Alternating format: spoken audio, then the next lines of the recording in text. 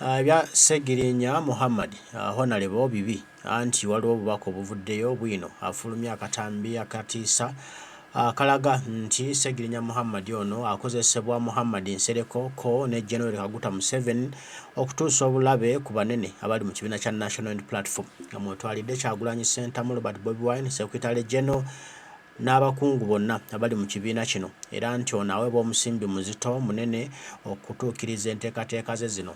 Kino nno kivudde ku bigambo byavaayo n'ayogera Juzi wano ng'agamba nti omumyuka w'omugezi w'ekibiina kya National Unity Platform Alex Waiswa Mufumbiro talinyanga ku ntaana ye tageza n'alinyanga ku lumbeerwe era bw'aligeza nnyina wa Ssegirinya akwatanga ebbaafu yo ejjudde enfuufu n'agimuyiira.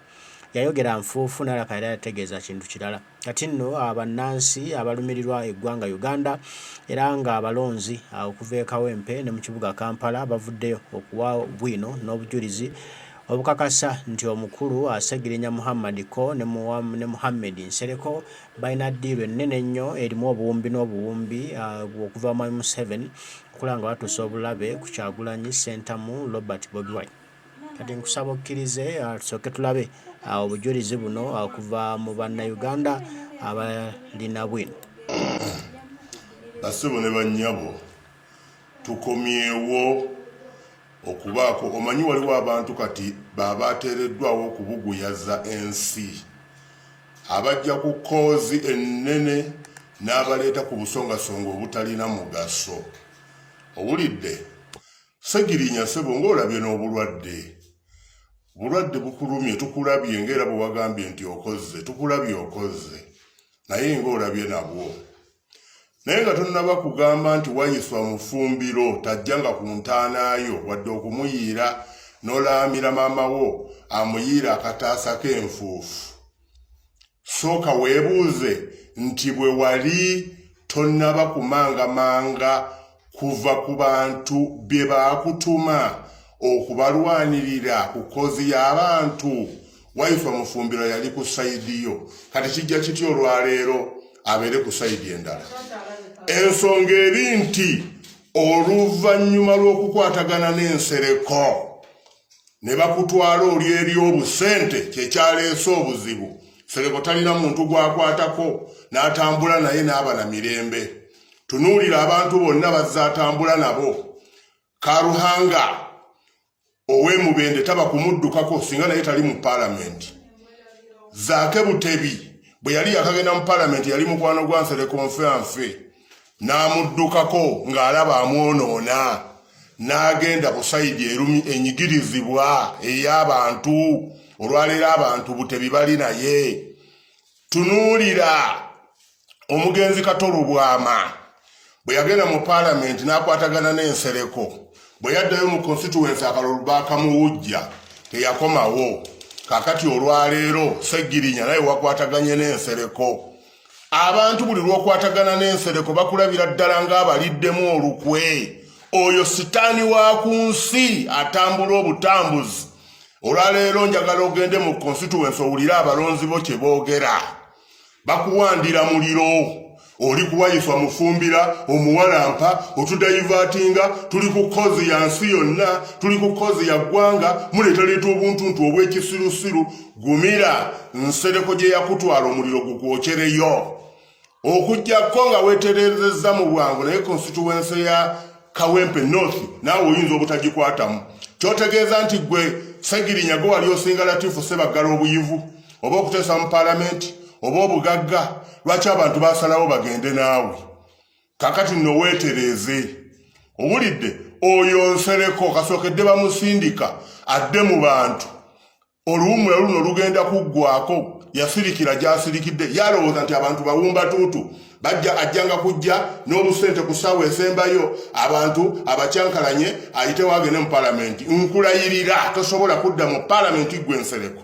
Era njagala olambula ekizimbe kya Parliament omanye buli muntu waatula ne ofiisi ye ng'okirambula omulundi ogusembayo kisigale mu byafaayo kinange naliko mu Parliament. Ffe tetuyinza kuva ku bantu batulwanirira. Abantu batulwanirira. Omusajja wuuyo atambula mawanga Bobi pulezidenti w'abantu alwanirira abantu. Gwe oli ku kozi yo wekka ng'omuntu Nsereko wekkusa na famire yo n'abantu bo. abantu bonna be watandika nabo ntandike kumenya omu kwomu bali luddawa olwaleero buli omu akuwanda oluusu ate okuviira ddala Makerere ng'okyasoma owulidde okuviira ddala Makerere ng'okyasoma abaana be wasoma nabo bonna buli omu akuwanda oluusu wano bwe wali mu studio ne looya ono eyawolerezanga gundi erinnya ndyerabidde ne mu mutwe Semakadde looya Semakadde yakola ki yakugamba nti gwe Nsereko saagala weefuule mugezi bwe twali Makerere wafuna mmeka nze nafuna first class upper gwe wafuna mmeka waddamu ki wayagala kulwanira mu studio naye gwe Nsereko tukulaba oyo Ssegirinya byagenda yeekaabya mama Mufumbira bw'ataba ku lumbeerwo n'otagenda mu ttaka oba bw'abaako n'ozuukira kati nova ku Waiswa Mufumbira aba basajja balwanirira nsi yaabwe balumirirwa abantu bonna so singa abo bansereka abeerumirirwa bokka ye muddiru bw'agibamu nga yagenda ogifunamu oyo yafunamu n'olwekyo wummuza obutuuliro bwo Ssegirinya n'Ensereko mutuveeko mummuza obutuuliro temuddamu kutumanyira ffe tuli banyiivu nnyo tubawerekedde okumala ebbanga ddene naye nga mmwe mufunamu mwekka n'olwekyo tuuza obutuuliro bwo Ssegirinya olye ssente zo n'Ensereko wo abantu bamanyi ekituufu era bw'onoddayo bajja kukulamula nga bwe tugenda okulamula Nsereko tosobola kuddamu kuwangula constituency eno nze nkubuulira amazima ga Katonda mu ggulu bw'oba oyagala vaayo otekeyo omutwe ne tukwegayirira n'okudda nga bakusindise mu parliament odde mu constituency n'otadda mu constituency omala myezi 2-3 oli ku nnyonyi oli ebweru gy'okiikirira bw'ovaawo mbukazibwe nze ndayira tusobola kuddamu kukwatagana naawe ne bw'ojja naki tusobola kuddamu nakumaze nakunaabye nga bwe nanaawe ebbeere lya nnyabo tosobola kudda mu parliament ate tusobola kuddamu kukolagana naawe wadde okutambula naawe mulwanirira abantu muli ku sayidi y'abantu abanyigiriza so si abanyigirizibwa ate nga mufuna ebizibu nga muvaayo nga mutukaabirira mutuwolomera muwoloma biki gwe Nsereko abantu bameka b'otambula nabo ebweru nga bw'ovaayo omuntu asobola okuddayo n'agamba nti ono yali ne honorable Nsereko naye abantu bemumanyiira batwala abantu ebweru ate ne babatwala ku nsonga ez'omugaso nga ne bw'aba avuddewo asobola okuddayo n'abaako kyatandika nakyo naye mmwe muli mu kwekkusa mwekka nga muvaawo nga mutuleekaanira mutukaabirira gwe gumira amaziga go va ku bantu owulidde va ku bantu His Excellency Bobi Wine yakuyiirawo omubiri mu bantu bonna sigo wali osinga latifu n'agamba nti asobola alumanyi eyo yali popularity ng'akutunda era naggusa ensonga y'ofuuka memba wa parliament bw'owava mu bantu nodda ku sayidi enyigirizibwa yabadde naye alina okuvaayo ate tannaba kuvaayo gwe mukisa gw'okyalina nga bwe yayogera ku Kagabo nti oyo Kagabo yeekiikirira bibye mumuveeko era mumulabiranga ddala ate waliwo n'ababaka abalala mu Kampala wano temulowooza nti tutunuulidde abo mwenna tujja bayisaamu eggaali mwetereeze mumba nga temumanyi kiki kyabatwala mu parliament si mmwe bagezi mwekka abali mu parliament abantu bangi abagezi naye baasalawo basindike mmwe mutubaleemu amagezi temuddamu kutukaabirira ate nno kennadda ku luno nja kudda ne bwino wa Nsereko oyo ajja kwekaabira nakwambala sijja kuta hata nani nja kufiirako paka ng'okoze ebyo bw'onoogaana parliament gisiibule ogirambule ekisanja kye ekisembayo tukooyo okutulimba omulimba omuwerekera n'omutuusa ku luggi tukutuusizza ffe twewaddeyo okuvaayo tubalabise tubuulire abantu amazima amatuufu basajja mmwe tubakooye bwe buba bugagga kye muliddeko kimala mugende n'obwo omuliro nga mungi Ssegirinya Muhammad ulaka walwetankulira Muhammad Nsereko yategerekeka ebintu byesi byangu nnyo bonna babadde nabo abamaliriza mu ntaana gwasembyeyo okuba naye tulina omukulu omugenzi kitaffe Katolubwama omule mirembe bangi be yali nabo.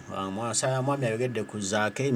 Zaake yali mukwano nnyo gwa Muhammad Nsereko naye yali amutomeza Zaake n'abuuka mu Kalayi.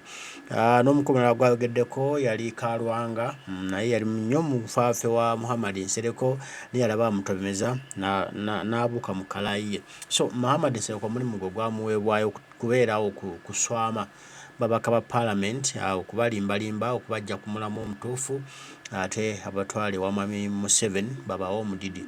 Era kino takikola ku abo bokka, wabula yakikolako ne ku Kyagulanyi Ssentamu Robert Bobi Wine President bwe yali amugamba nti ensimbi mpitirivu ezigenda okumuweebwa singa akkiriza amutwale mu State House bali omudidi. Kyagulanyi nno n'amugoba ewuwe namuga tuddamu kuzungira wange ng'ozzemu ebyo ffe tuli ku mulamwa gwakuggyako nashemalira, tuli mu mulamwa gwakufuna Uganda mpya, ate gwe otuzza mabega. Awo nno we tuli. Ebigambo ebimu tubyogera naye ate nga bigenda tuyiwayo, bigenda tusuulayo.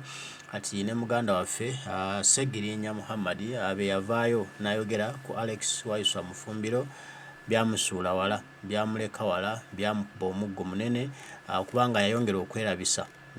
Alex yamulaga ekituufu nti wakola kino na kino ABCD, naye ate omufo ky'okwetonda Bannayuganda balina ebibuuzo bingi bali mu kubuuza byatannaddamu. Lwaki tobiddamu? Ssegirinya afuza okuddamu ebibuuzo ebimubuuzibwa, yateekawo kibooziboozi kirala kandi ekintu ne kimuliirayo. Kati nze naawe tetumanyi kinaddako eri Ssegirinya, naye nga Bannayuganda leka batandise omwegaana mu mpolampola, era alina okukola ennyo okuddamu okumatiza Bannayuganda n'okubakkirizisa nti ddala akyali mubaka wa Parliament ku sayidi y'abantu. Waiswa Mufumbiro yamubuuza ekibuuzo kimu nti Ssegirinya gwe wasondanga ensimbi nga wafunyewo ekizibu mu NUP, nga gwe oteekako peegi yo n'osonda ensimbi bukadde na bukadde. Kiba ku ki nti nno gwe bw'olwala tokyasobola kuteeka ku peegi yo n'osonda ensimbi ate ne bazikuwa? Kitegeeza waliwo ekikyamu ekigenda mu maaso wakati wo ne bannansi. Abantu babulire ekituufu bakusonyiwe oba bakuwe ekibonerezo. Kati awo Ssegirinya Muhammad waali kimanyi naye amanyi obuzibu bwe, naye akyanoonya bw'anaabitambuza. Tumusabe tumuteeremu essaala, osanga anaatera naye bitera obutaba byangu, ayinza okugenda akagenderere. Nze nsaba Mukama Katonda agira abankuumira, tujja kuddamu tugambe ebigambo. Abataayi bange mwe balina mwe kubangawo okumanya biki ebifa mu maaso, ebifa mu ggwanga lyaffe, ebifa ewaka. Naffe tweyama nti tujja kubireetanga musobole okubimanya. Mukama abakuume, mweraba.